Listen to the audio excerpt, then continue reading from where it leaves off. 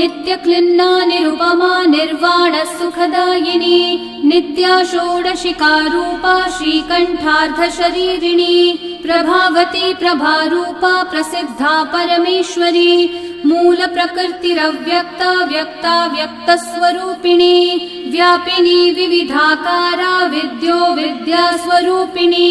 महाकामेश Nayan कुमुदाह्लाद Kaumudi भक्तहार्दत्तमोभेद भानुमद्भानुसन्ततिः Shivduti शिवाराध्या Shivamurthy शिवङ्करी